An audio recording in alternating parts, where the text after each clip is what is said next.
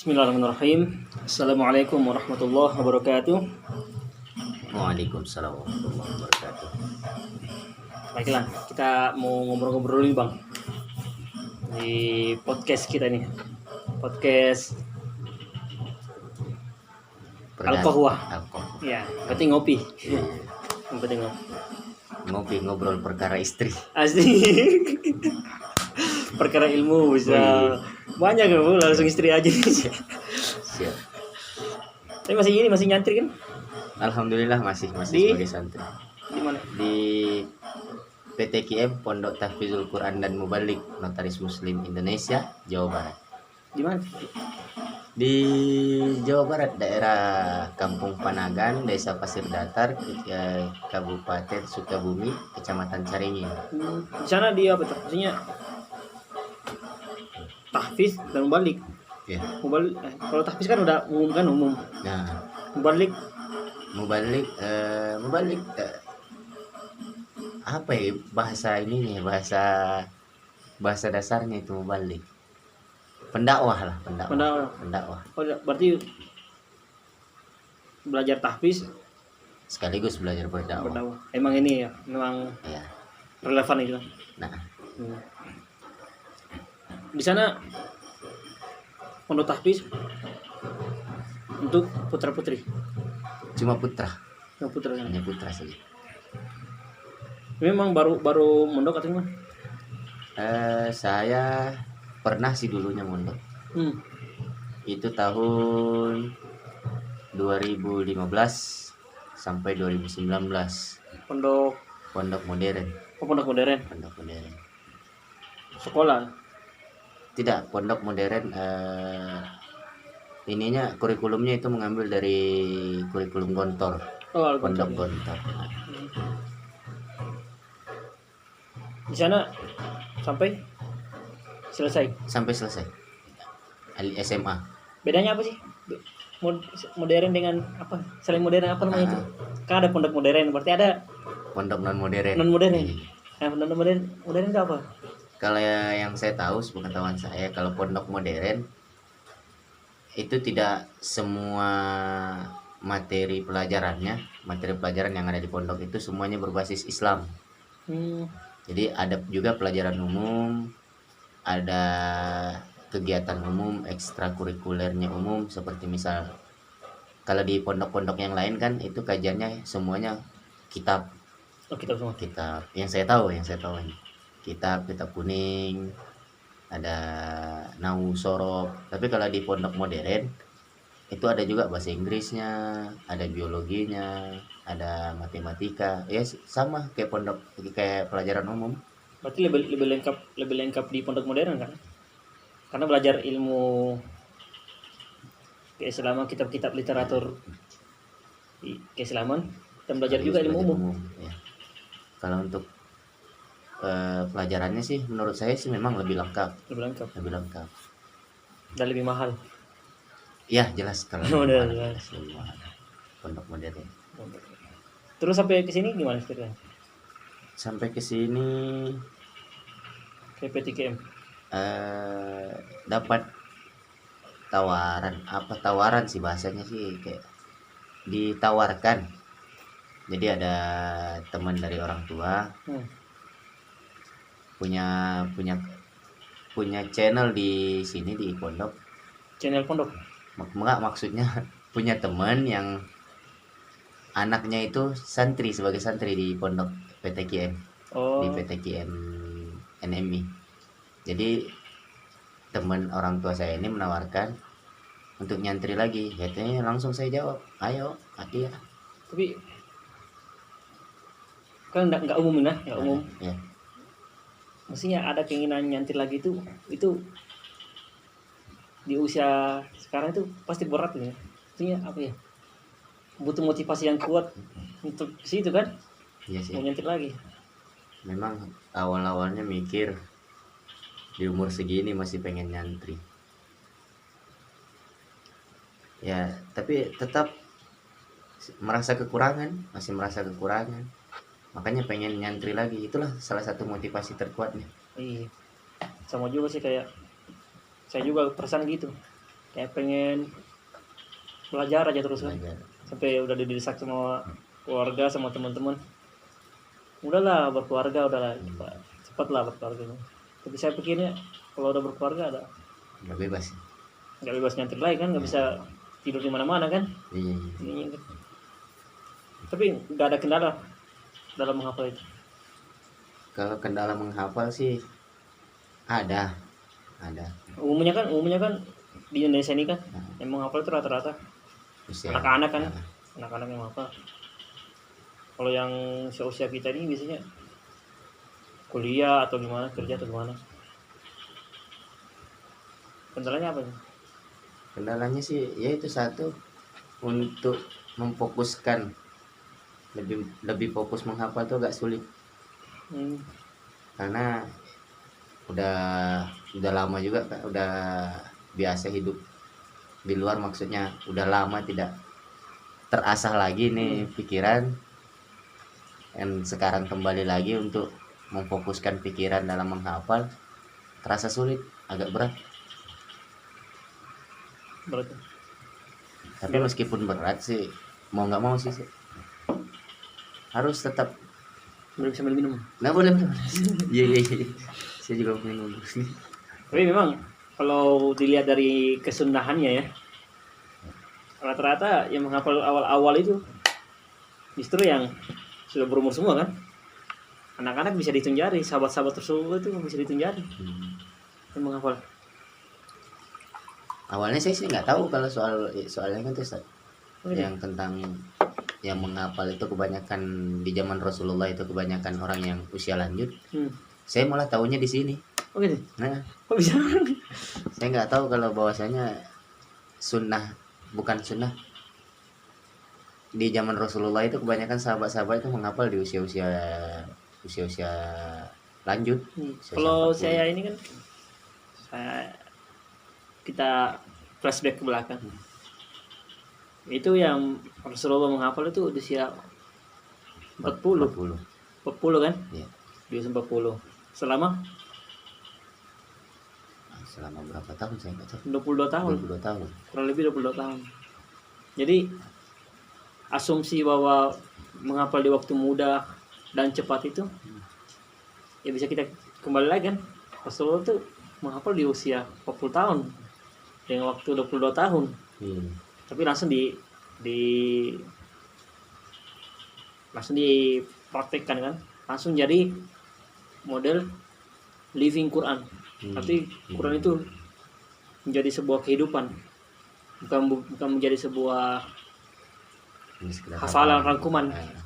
Kayak di sekolah kita hafal kali-kali, hafal rangkuman sekolah, sekedar gitu. Tapi di sekarang di Indonesia kebanyakan hafalan ya hafalan, amaliannya nanti belakangan. Iya. Kalau udah bahkan tidak jarang ya berhenti di sekedar hafalan aja, tidak sampai ke amalia. Dan berlomba-lomba cepat-cepat menghafal. Cuma yang menghafal itu yang muda itu Ali, Sayyidina Ali, Zaid bin Sabit. Selebihnya ya udah ini umur tua, umur lanjut. ya kita lihat aja, mestinya orang pertama menerima Al-Quran juga kan Rasulullah kan. Jadi sebenarnya kalau ada yang beralasan kalau di waktu usia dewasa terus nggak mau menghafal, ya itu sama dengan tidak membaca sejarah. Iya. Tidak melihat kesunahan gitu. Kesunahan. Sunnah ini kan Rasulullah menerima wahyu umur 40. Langsung dihafalkan juga kan. Iya. Jadi nggak ada alasan lagi buat kita. Saya udah dewasa nih, udah ini nggak bisa menghafal lagi. Gimana ya orang-orang dulu menghafal semua. Kalau untuk ini Pak, kalau menghafal kan ini kan pribadi kan. Iya.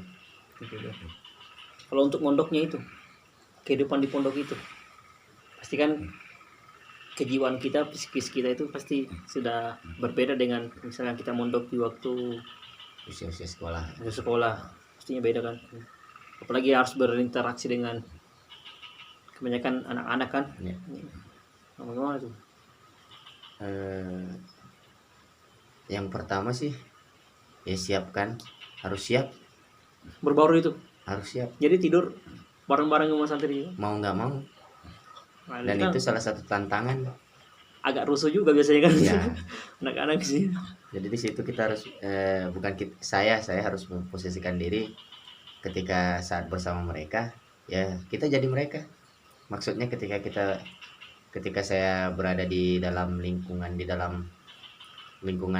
yang umuran belasan, maksudnya anak-anak remaja, ya saya juga harus memposisikan diri saya sebagai remaja. Oh, berarti meng apa namanya? Ibarat bunglon lah, bunglon. Mereset jiwa itu Nah, kapan harus seperti ini, kapan harus seperti itu. Kan butuh kemampuan di atas rata-rata juga itu. Harus membiasakan diri jiwanya seperti ini. Ntar ke bawah terus, akhirnya pulang ke lingkungan asalnya jadi anak-anak. Karena udah ke bawah. kalau saya sih, ya mungkin karena udah terbiasa di luaran juga begitu. Saya suka berbaur dengan anak-anak, anak-anak remaja, orang tua, bahkan sama ibu-ibu. Saya suka berbaur dengan ibu-ibu. Ibu, apa ini bu sama ibu? Jadi ketika saya berbaur dengan ibu-ibu, ya gitu, saya memposisikan diri saya sebagai, ya tidak Ibu, bukan tidak ibu kan? dalam tanda kutip menjadi sepenuhnya ibu-ibu, Iya. tidak. Tapi harus mengerti ya, ibu-ibu ini begini. Jadi tidak misalnya ketika saya berkomunikasi dengan bapak orang tua, saya bawa gaya berkomunikasi dengan ibu-ibu. Iya. Ya mungkin itu karena udah ada sedikit pengalaman lah di luar. Tapi enggak, ini kan Biasa. kalau naik motor enggak lampu sen ke Lampu sen kanan, ke kanan. boleh ke kiri enggak kan? Nah, kalau saat naik motor ya posisinya posisi anak muda lah. Kayak gitu ya. Iya. Enggak kayak ibu-ibu. Tapi sekarang udah diamanahkan. Saya dengar jadi ketua OS, ketua organisasi santri. Itu tanggung jawab besar juga kan ini organisasi santri. Apa yang kesannya. Iya, santri juga kan pengetahuan organisasinya kan di PTKM itu kan butuh didorong kan. Berarti untuk di awal-awal ini kan bisa dikata mengawali lah. Jadi ketua OSIS ini mengawali kan, artinya membentuk suatu kebiasaan berorganisasi di santri itu berat. Dan sekarang ini ketua OSIS ini termasuk single factor kan? Kalau dibilang single factor, enggak juga sih. Ada ya? Factor. Soalnya dari anak-anak juga, dari anggota-anggota yang lain kayaknya juga mungkin adalah sedikit-sedikit pengalaman mereka di organisasi semasa di sekolah. Jadi saya cuma tinggal sedikit mengarahkan, dan itu bakal berjalan sendiri. Nah, bahkan saya juga kalau dibilang pengalaman organisasi, saya kurang pengalaman organisasi. Udah bermasyarakat kan? Ya, kalau untuk bermasyarakat, kalau beda. Kalau yang saya tahu, organisasi dan di masyarakat itu beda. Oh, beda. Yang saya tahu. Iya. Kalau di masyarakat ini lebih kalau di dalam organisasi kan ada struktur. Ibaratnya ada konsep perjalanan itu berkonsep. Iya. Cuma kalau di masyarakat tidak ada. Oh, ngalir aja gitu. Bebas. Kalau yang saya tahu lepas. Yang saya tahu gitu. Iya. Memang begitu sih. Jadi kadang kalau kita mengkonsepkan seperti ini, atau kita ketemu dengan masyarakat yang seperti ini, dan dinamikanya pasti lebih kompleks kalau di masyarakat. Lebih sulit untuk menghadapi masyarakat, itu lebih sulit daripada menghadapi anggota organisasi. Kalau di organisasi kan udah terukur, kalau ini ke sini. Organisasi lebih ada strukturnya kan. Tapi penting nggak itu baru organisasi? Kalau Kalau menurut saya melihat seperti itu, kenapa kita nggak langsung bermasyarakat aja gitu? ya, kalau menurut saya sih penting kalau untuk organisasi, karena masyarakat untuk langsung terjun ke masyarakat diawali dengan organisasi lebih bagus, Oh, gitu. maksudnya lebih lebih bisa terarah lah. Untuk ini untuk santri sendiri. Untuk santri berorganisasi ya menurut saya penting, malah malah sangat penting kalau para santri itu diwajibkan untuk berorganisasi. Apa tidak mengganggu, apalagi kan ini kan kegiatan si pondok itu kan menghafal. Mengapa? Menghafal dengan organisasi itu apa tidak, kalau misalnya pondok modern berorganisasi ya kita bilang lumrah lah, dan Ya, memang harus sepertinya. Tapi kalau di pondok tahfiz kan butuh fokus, fokus konsentrasi. konsentrasi tinggi, dan ke masyarakat pun udah tertipe sendiri kan, Ya, ya. sudah terkotakkan sendiri dia. Ketika lepas ini dari pondok mana, pondok tahfiz, berarti kerjanya seperti ini, seperti ini. Ya. Seberapa penting buat santri tahfizul Quran berorganisasi? Berorganisasi. Oke, jadi tahfiz berorganisasi. Memang kalau menurut sesuai pengalaman yang saya rasakan ketika masuk ke sini, sebelumnya belum ada organisasi, dan setelah berorganisasi memang ada beberapa perubahan, ada Menurun naik, perbandingan, sedikit menurun. sedikit menurun. Karena betul yang kata antum bilang tadi, tahfiz namanya tahfiz ya butuh konsentrasi yang tinggi. Iya. Sedangkan di organisasi juga butuh konsentrasi. Iya betul. Dan kalau dari saya sendiri, orang yang agak sulit untuk maksudnya sulit untuk membagi konsentrasi, satu di organisasi, satu di tahfiz, agak sulit membaginya. Soalnya kalau saya fokus, kalau sudah fokus satu. Iya, memang karena kalau kata ini sih, pernah saya baca buku itu, perempuan laki-laki memang begitu. Ya, tidak bisa multitasking. Iya, multitasking. Beda sama perempuan yang bisa mengerjakan 5 pekerjaan sekaligus. Pekerjaan dalam sekaligus. Ya. Kalau kita laki-laki fokus ini, selesai ini, Ya. lanjut ke sini. Multitasking.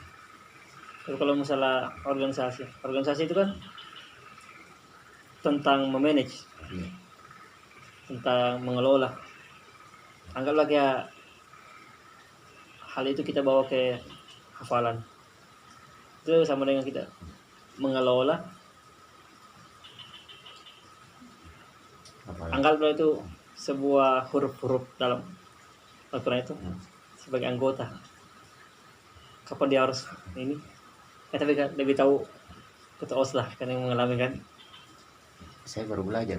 Oh begitu. Saya baru belajar. Belajar ini. Iya. Maka kita berbagi sama ini pemirsa kita ini. Siap. Bagaimana itu? Itu kan hal itu harusnya saling menguatkan. Iya, iya.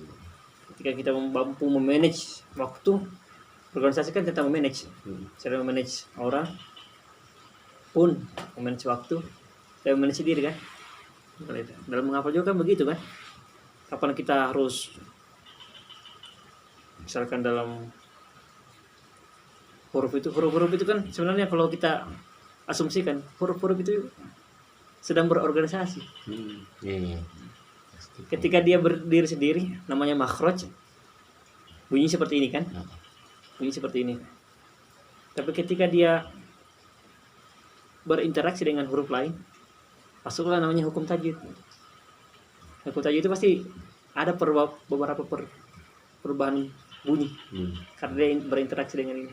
Jadi huruf-huruf dalam satu kalimat, satu ayat Al-Quran itu, di dalam Al-Quran itu mereka sering berorganisasi. Saya pikiran liar saya seperti itu menangkap ini. Jadi pengucapan huruf-hurufnya itu makhraj individu. Makhraj itu tempat keluarnya, gimana kita berasal. kita lahir di misalkan di Makassar misalkan, karakternya berarti sifatul hurufnya, sifatnya kita keras, Keras, kuat, tegas. tegas, gimana lah.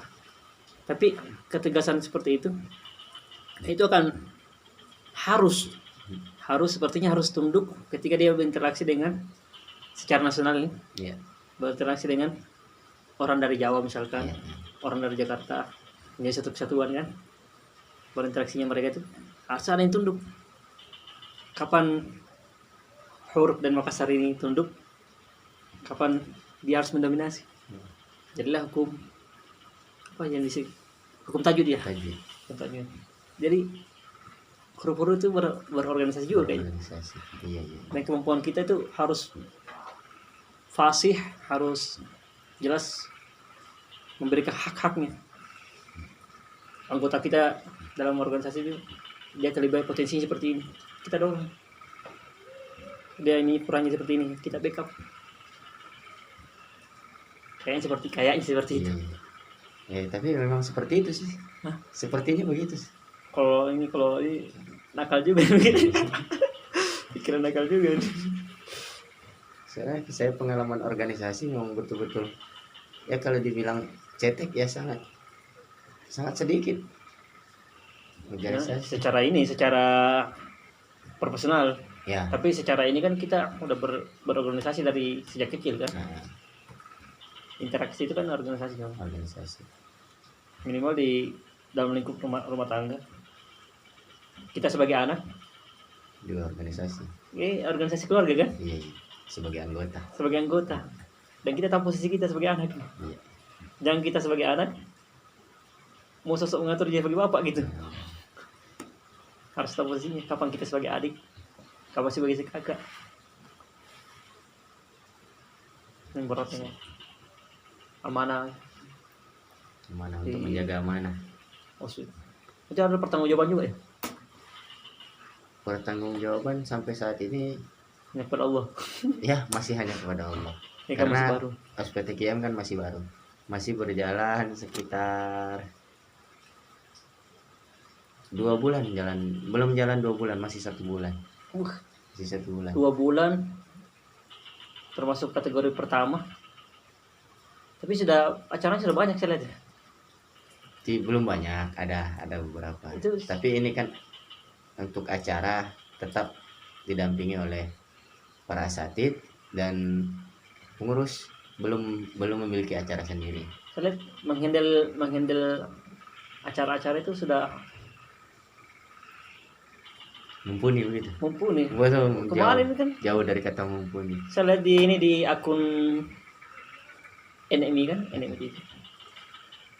Itu acara sebesar itu, setingkat nasional seperti itu. OSPTKM itu bisa loh, bisa mengakomodir jalannya acara. Ini. Karena ada orang hebat di belakang. Ya, Ada orang-orang hebat di belakang. selalu itu kan. Iya. Kita bersandar pada Allah kan. Tawakal. Tapi kan namanya ini kan pasti ada namanya orang yang bergerak di lapangan kan. Orang yang bergerak di lapangan ini lagi-lagi berinteraksi dengan banyak manusia kan. Ya salah satunya kapan dia berinteraksi dengan para santri anggotanya, kapan berinteraksi dengan sebutlah para pejabat Para pejabat notaris kita Iya. kondisikan seperti itu. Itu termasuk kalau menurut saya sudah Lumayan. Proses tahap belajar. tahap belajarnya sudah ini 2 bulan loh. 2 bulan sudah bisa mengendali ini. Itu di kampung yang minim prasarana minim ini tapi mampu menghadirkan acara virtual malah. Acara virtual yang diadakan di gunung ya. Di gunung. Iya, di gunung. Itu luar biasa itu. Tapi itu sebenarnya bukan sepenuhnya dari OSPTKM. Oh ya, Anda terlalu tua ini Bang. Bukan sepenuhnya dari OSPTKM. OSPTKM hanya menjalankan yang di lapangan. Hmm. Ada perintah dari atas, kita jalan. Tapi kalau misalkan diperintahkan kalau kita nggak bisa jalan juga kan nggak ini juga kan. Berarti kemampuan jalan itu luar biasa. Kalau Alhamdulillah. kalau bannya gundul atau bannya kempes nggak bisa jalan kan. Iya, iya. Berarti kemampuan bangnya ini ibaratnya bang apa ya? Bentuk bles. Tubeless. Tapi memang kemarin katanya acara baru-baru terus apa? Schedule-nya Ya, itu mampu ada. ini. Ada bukan schedule-nya sih, lebih ke teknis lapangannya sih. Lebih ke teknis lapangannya yang banyak berubah. Karena ya maklum lah kita menghadapi banyak orang kan. Jadi ada ya posisi kamar berubah, posisi tamunya menambah, ada yang berkurang. Ya itu biasalah di dalam setiap acara. Posisi teknis lapangan. Tapi Yang saya memang tahu begitu. tempatnya pondok PTKM itu menarik ya. Ya. Kayak ibarat pondok itu yang termasuk mewah lah. Mewah. Kayak villa gitu kan. Di atas gunung dingin terus per kamar gitu. Ini sangat mewah. Jadi mau mengadakan camp gitu kan, camp Quran atau camp apa gitu kan. Kayaknya pas gitu. Pas. Dan saya bersyukur berada di PTKM. Iya. Dan karena tidak semua orang yang bisa masuk ke dalam, maksudnya tidak semua orang bisa nyantri di PTKM. Seleksinya juga ketat juga. Seleksi alam. Seleksi lebih apanya itu seleksi alam, bukan seleksi ini. Oke, kemarin itu ada salah satu santri katanya Ya, yang tidak bisa masuk karena umur. Ada yang nggak cocok cuma yang kondisi cocok sama cuaca. Cuacanya. Tapi cocok sih kalau untuk menghafal tuh di sini, karena setahu saya kebanyakan nabi-nabi tuh dikasih wahyu itu di tempat-tempat yang kayak seperti misal Nabi Musa kan di Bukit Tursina. Ada Nabi Muhammad di Gua Hira. Rata-rata pada menepi semua kan.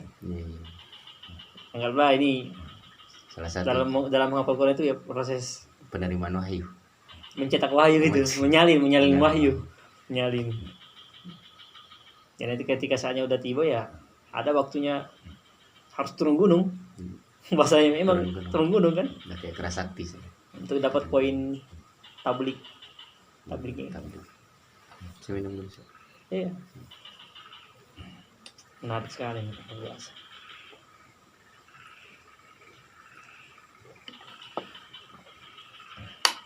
Tapi bisa ya. Saya lihat di akunnya PTKM, akun media sosialnya, itu mana aktif ya. Video, YouTube-nya, Instagram. Padahal kan di gunung kan. Iya.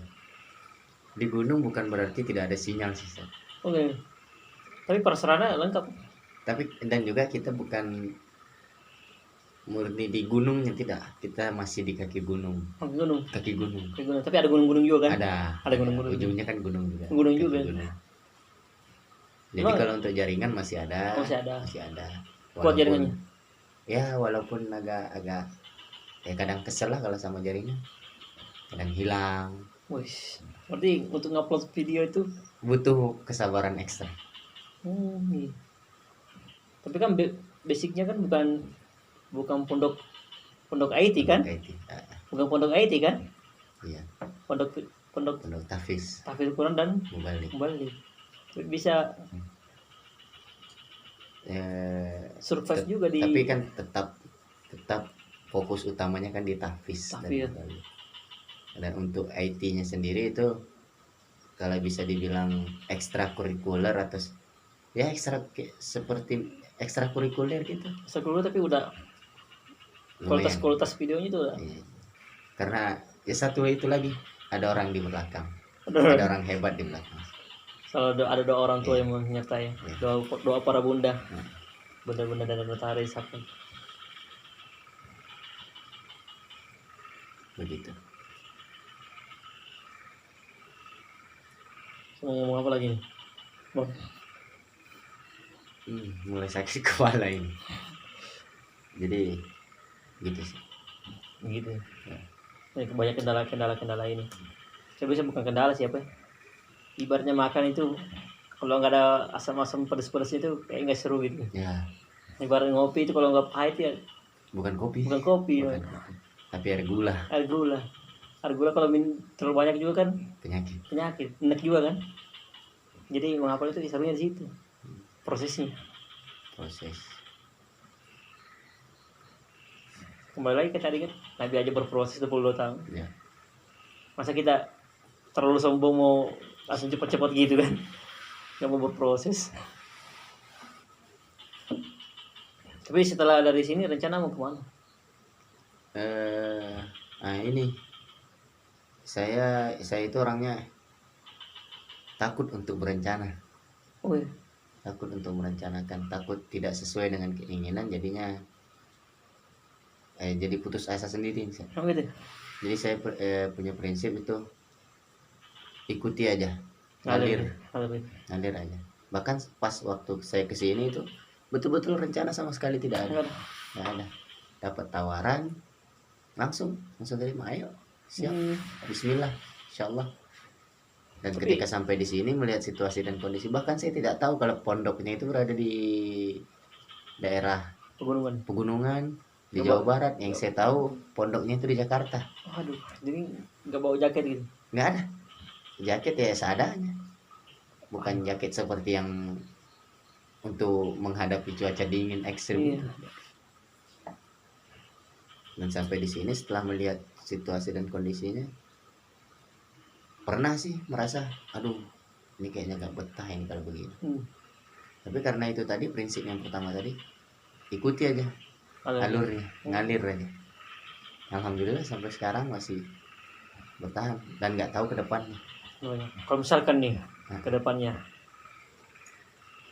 dari pembina sendiri, pembina dalam hal ini para donatur, pengasuh dari notaris muslim, ada yang ingin mengenalkan dengan perempuan gitu, ingin menikahkan lah. Iya. Kan nggak mungkin kan, maksudnya udah hafal Quran, saya udah matang juga kan, ya udah bisa lah di ini kan, dan kemampuan mengelola OS sudah terbukti, ditawari nikah gitu. Apa aliran itu masih diikuti atau gimana? Itu tadi kembali ke situ, ngikut alur, ngalir. Kalau seandainya takdirnya ke situ, ada alurnya ke situ, arusnya membawa ke seperti itu, ngikut. Berarti siap ya dinikahkan? Insyaallah kalau Tuhan berkehendak. Tapi saya rasa itu suatu hal yang tidak nggak ada mustahil, mungkin. Bang. Jauh dari kata mungkin, itu jauh dari kata mungkin. Sesuatu itu kan kita bisa pancing untuk mengarah ke situ kan. Iya. Yang bersangkutan nggak usah mikirin. Tapi ada orang-orang yang di pembahasannya ini mulai sampai ke situ lagi.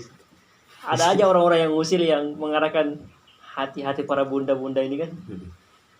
Ini loh. Apalagi saya dengar-dengar katanya di NMI ini, Notaris Muslim Indonesia ini, punya mitra juga selain PTKM. Oh iya. Pondok apa namanya? Pondok IT Muslimah. Pondok IT Muslimah di Yogyakarta. Oh, Yogyakarta itu perempuan semua. Yang saya tahu begitu, soalnya Muslimah. Oh, Muslimah. Karena tidak ada laki-laki Muslimah. Kirain ada koma itu Muslim. Iya. Kan bisa strip kan Muslim. Muslimah. Iya.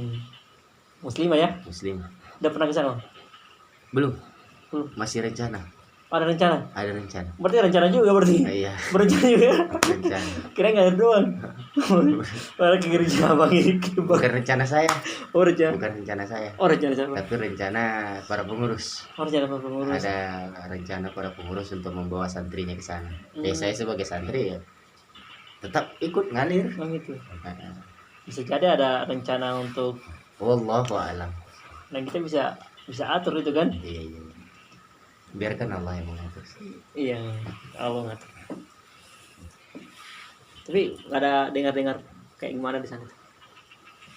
Tidak ada, saya tidak ada tahu. Yang saya tahu cuma pondok IT Muslimah, ya fokusnya lebih ke ilmu teknologi. Sama kan kayak PTKM kan? Kalau PTKM kan lebih ke tahfiz. Tapi Dan IT juga kan? Untuk IT juga kan? IT kita punya IT tapi mungkin tidak setingkatan IT Muslimah. Soalnya kan IT Muslimah fokusnya kan memang judul besarnya kan IT. Kalau kita kan tidak. Bisa lah itu kalau memadukan itu kan bisa kan? Maksudnya selain tahfiz PTKM juga nyatu dengan IT kan. IT. Apalagi sudah ada bekal di ekskul ekstrakurikulernya kan. Sehingga nanti saling membantu kan mengelola. Bisa. Nanti kita ajukan. Bisa. Nanti kita ajukan Bisa kerjasama gitu. ajukan Pencalonan diri. Allah. Sesuatu itu kan harus harus kita harus jangan pasif, kita harus aktif. Mencari. Dalam hal ibadah itu jangan pasif, Bang. Dalam hal ibadah itu kita aktif. Siap. Ini ibadah nggak nih? Ibadah sih. Ibadah ternikmat kan? Iya, ibadah terpanjang. Terpanjang. Oh iya, terpanjang. Seumur hidup. Ibadah seumur hidup. Kok ke situ ya? Iya. Memang ini hal yang menarik yang dibahas. Iya. Bahaya nih, bisa-bisa saya kembalikan pertanyaannya. Jangan dulu. Kita mau terpojok ini. Kembali ke laptop. Gila tuh. Kayak ini kayak sama ini Syarifah. Cut. Bahaya ini behind the scene. Astagfirullahaladzim. Lanjut. Tutup. Ya. Itu tadi obrolan liar kita bersama Ketua OS PTKM, Ketua Organisasi Santri Pondok Tahfidzul Quran dan Balik NMI, Naturalis Muslim Indonesia. Jadi sekelumit singkat dari kisah perjalanan Bang Zainal ini hingga sampai menghafal dan bergabung jadi santri lagi, kan? Santri senior, maha santri lah sebutannya, maha santri. Sebenarnya udah ustadz tapi mau berbaur lagi jadi santri. Memang butuh orang seperti itu yang kapasitas ustadz tapi terjun ke bawah jadi santri. Tetap santri. Santri selamanya. Santri. Ustadz santri semua. Bahkan sekelas Gus Baha juga masih merasa santri kan? Merasa santri. Tapi ya namanya santri selamanya. Iya. Tidak ada mantan santri. Tidak ada. Nah, nanti kita akan berbicara panjang lebar di waktu yang tentunya menarik dan dengan tema-tema yang menarik yang dibahas, ringan buat teman ngopi. Mungkin ada satu quote. Cukup. Oke, karena sudah larut malam dan dingin sekali. Gila. Pemirsa tidak tahu start kalau malam. Oh gitu ya. Mungkin obrolan dengan kita. Assalamualaikum warahmatullahi wabarakatuh.